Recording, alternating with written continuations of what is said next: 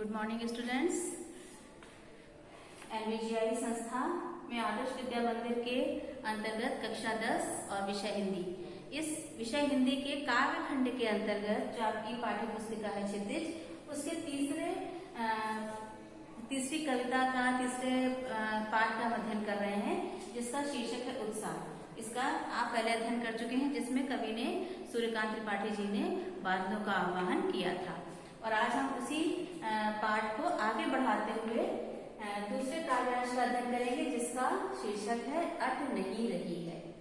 तो सर्वप्रथम बच्चों, जो शीर्षक है अट नहीं रही है, इसका क्या अर्थ होता है? अट नहीं रही है अर्थात पूरी नहीं पड़ रही है, समा नहीं रही है।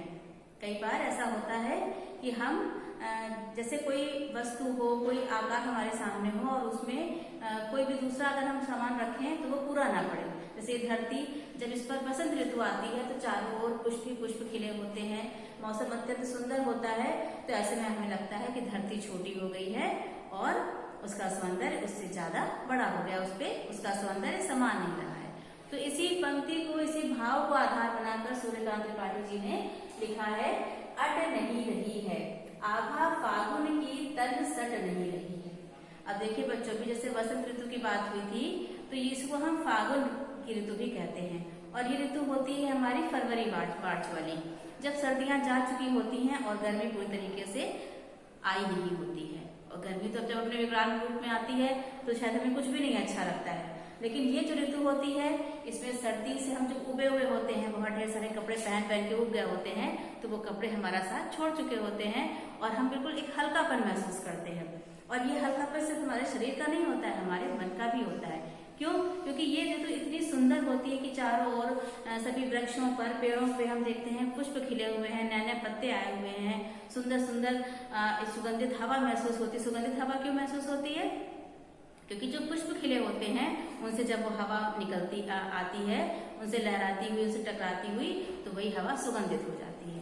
और इस ऋतु में अत्यंत ही हल्की और पावन हवा महसूस होती है हमें। तो इसी को आधार बनाकर कवि क्या कहता है कि अट नहीं रही है आभा फागुन की तट नहीं रही, सट नहीं रही। कि ये जो धरती है, जो धरती का शरीर है, तन है, इस पर जो फागुन की आभा है, जो वसंत ऋतु का सौंदर्य है, ये पूरा नहीं पड़ रहा है, समा नहीं रहा है।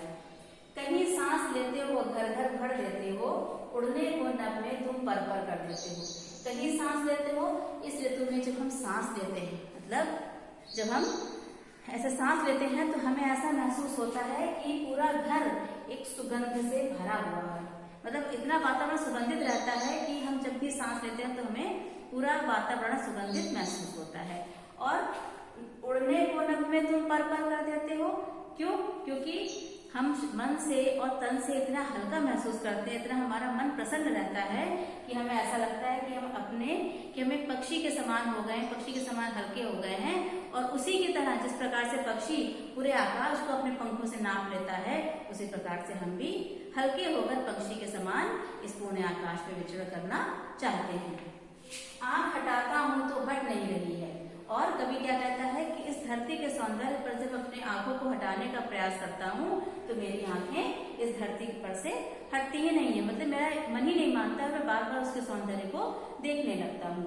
पत्तों से लदी डाल कहीं हरी कहीं लाल।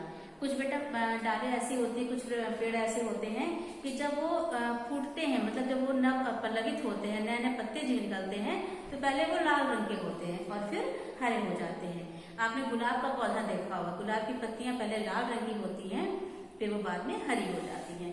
तो जो नव पल्लवित पत्ते हैं, जो नए नए पत्ते निकले हैं, वो कैसे हैं?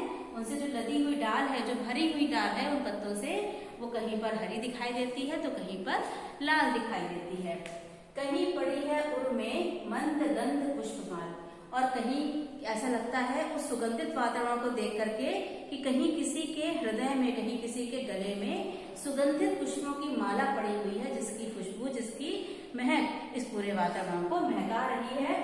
और पाट पाट शोभा श्री पट नहीं रही है। पाट पाट अर्थात स्थान स्थान की जो शोभा है, स्थान स्थान का जो सौंदर्य है, वो पूरा नहीं पड़ रहा है। धरती छोटी हो गई है और उसका सौंदर्य उससे बड़ा हो गया है। इस पूरे सौंदर्य ने, फागुन ऋतु के सौंदर्य ने पूरे धरती को अपने सौंदर्य से ढक लिया है और उसका जो सौंदर्य है वो धरती पर समा नहीं रहा है। यही पंक्ति, यही इस काव्यांश की आधारशिला है जो है फागुन ऋतु, और फागुन ऋतु बसंत ऋतु के सौंदर्य से हम भलीभांति परिचित हैं। तो इस तरह से बच्चों इस कविता का अर्थ आपको समझ में आ गया होगा, और इसको आप एक बार रीडिंग लगाइएगा और आगे फिर जो भी प्रॉब्लम हो मुझसे शेयर कर सकते हैं। थैंक यू बच्चों।